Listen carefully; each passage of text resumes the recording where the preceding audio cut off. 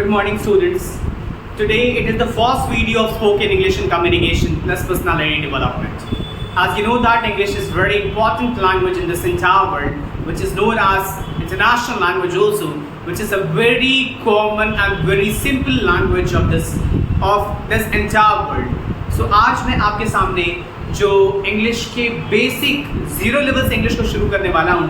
बहुत सारे ऐसे स्टूडेंट्स होते हैं जिनको ये डाउट होता है कि सर मैं इंग्लिश को सीखूं तो सीखूं, लेकिन उसका बेसिक मुझे कैसे समझ में आएगा कि मैं इंग्लिश को कैसे शुरुआत करूं.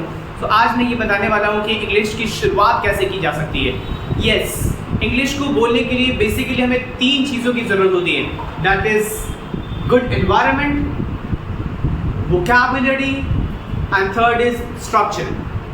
मैं आपको फिर से बता दूं कि इंग्लिश बोलने के लिए बेसिकली 3 चीज़ों की जरूरत होती है. Number 1 is environment, number 2 is words power which is known as vocabulary, and number 3 is structure जिसे पैटर्न भी कहा जाता है.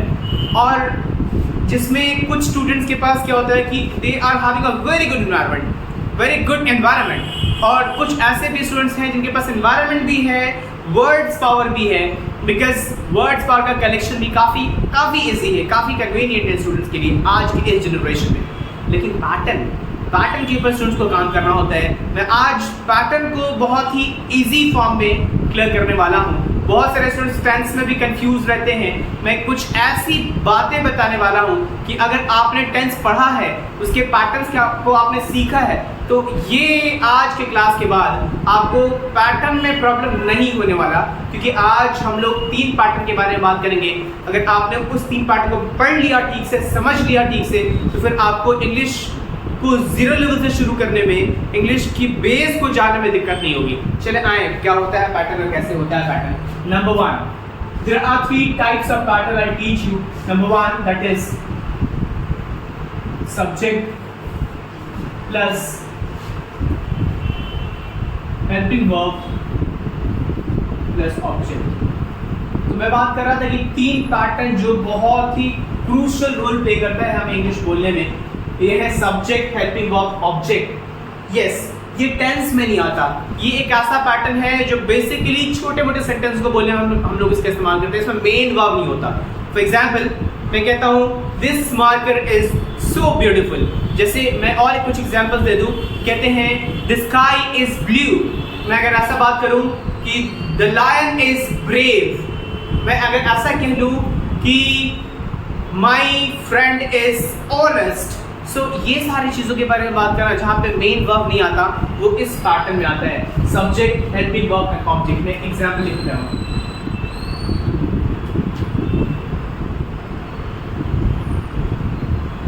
The sky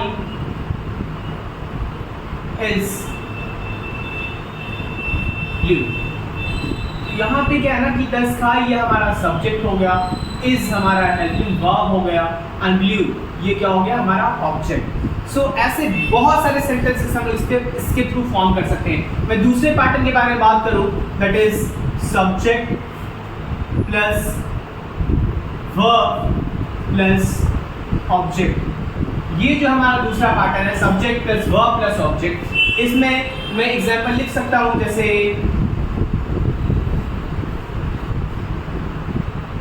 he speaks English. He speaks English. तो क्या है ना कि ये अब हमारे पास क्या आ गया, subject plus helping verb plus object. इसमें ये ही जो है ये सब्जेक्ट का रोल प्ले करता है, स्पीक्स ये वर्ब का रोल प्ले करता है, और इंग्लिश ये ऑब्जेक्ट का रोल प्ले करता है. मैं कहता हूँ कि यहाँ पे सब्जेक्ट, वर्ब एंड ऑब्जेक्ट. पहला पैटर्न हमारा क्या था, subject, helping verb and object. दूसरा पैटर्न क्या आया, subject, helping verb and object. And third pattern that is very crucial, that is very significant, this is subject plus helping verb plus verb plus object. Yes, मैं example दे दूं. ही ये हो गया subject. Will speak object English. ये role play करता है subject का, ये हेल्पिंग वर्ब का, ये वर्ब का और ये ऑब्जेक्ट का। तो मैं आपको बता दूं कि जो ये सारी चीज़ें जो मैं आपको पढ़ा रहा हूँ, दिस इज बेसिक 0 लेवल से। ये नंबर 1 स्ट्रक्चर नंबर 1 जो कि जिसमें मेन वर्ब नहीं आता, यहाँ से मेन वर्ब आना शुरू होता है। मेन वर्ब इसमें भी हमारे पास है, मेन वर्ब इसमें भी हमारे पास है। जो टेंस, जो बहुत सारे ऐसे स्टूडेंट्स होंगे जो टेंस जानते होंगे, लेकिन टेंस बहुत बार पढ़ने के बाद भी बच्चे कंफ्यूज रहते हैं कि आखिर ये टेंस क्यों प्रॉब्लम दे रहा है। अजय, सो मैं बताता हूँ कि टेंस जो है वो बहुत ही इजी चैप्टर है। अगर आप इसे एक अप्रोप्रिएट फॉर्मेट में पढ़ें तो this will make your tension it will make you tension free. अगर आप इसे सही फॉर्मेट में नहीं पढ़ते so it will make you tensed. So मैं आपको बताने जा रहा हूँ कि subject plus verb plus object, he speaks English, वही subject plus helping verb plus verb plus object, this is he will speak English. तो present simple tense and past simple tense इसी फॉर्मेट से बन जाता है, सब्जेक्ट वर्ब ऑब्जेक्ट के format से। जैसे कि he speaks English, present simple tense हो गया। सिमिलरली ही स्पोक इंग्लिश, ये पास्ट सिंपल टेंस हो गया। और present simple and past simple के अलावा जितने भी टेंस हैं, जितने भी कैटेगरीज ऑफ टेंसेस हैं, वो सारे के सारे subject, helping verb, verb and object, ये थर्ड वाले कैटेगरी में सारा का सारा टेंस आता है। फॉर एग्जांपल मैंने बताया future simple tense, he will speak English. अगर मैं कंटीन्यूअस टेंस के बारे में बात करूं सो ही हेल्पिंग वर्ब के लिए यूज करेंगे इज, वर्ब के लिए यूज करेंगे स्पीकिंग और इंग्लिश। तो कह सकते हैं ही इज स्पीकिंग इंग्लिश। ये हो गया सब्जेक्ट, ये हेल्पिंग वर्ब, ये वर्ब, ये object.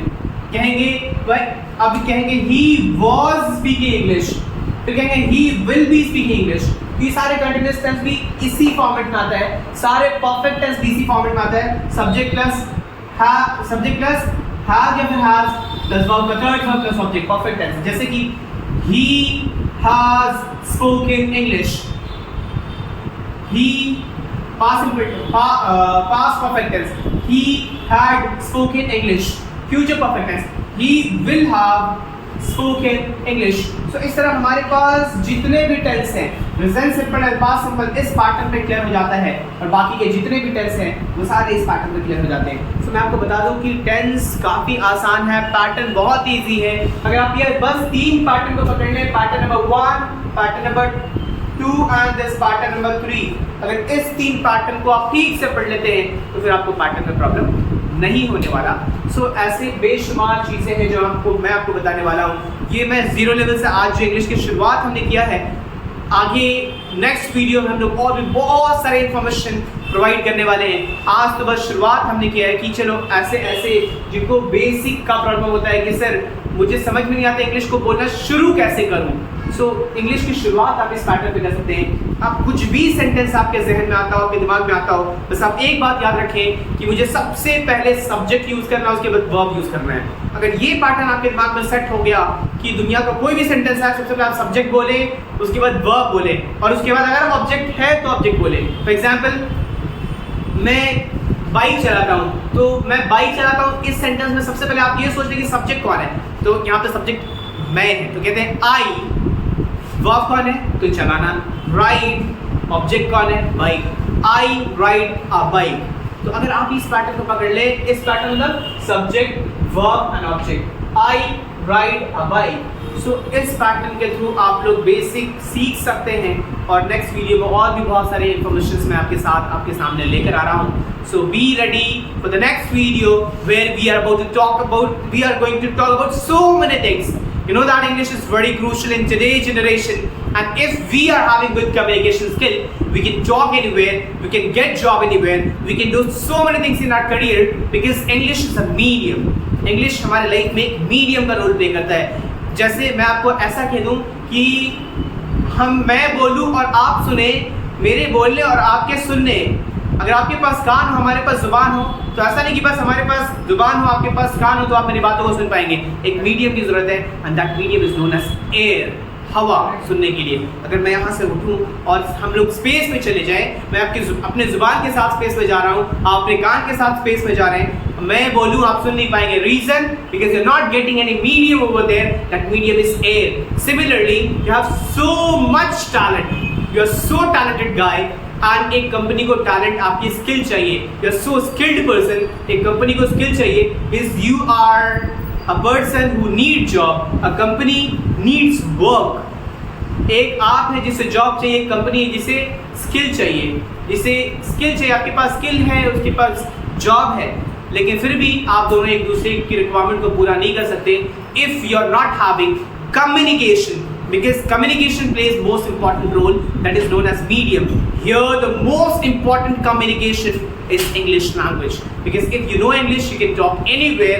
In entire world you can talk in English, because English is an international language and the easiest language of the world. So we can speak English, we can learn English. नए video में हम लोग बहुत सारे ऐसी चीज़ें लेकर आ रहे हैं जो आपके लिए बहुत ही ज़्यादा इम्पॉर्टेंट होगा. एंड अब वीडियो डे बाय डे आता रहेगा, आप पढ़ते जाएंगे. हम आपके साथ हैं, आप मेहनत करते जाएंगे.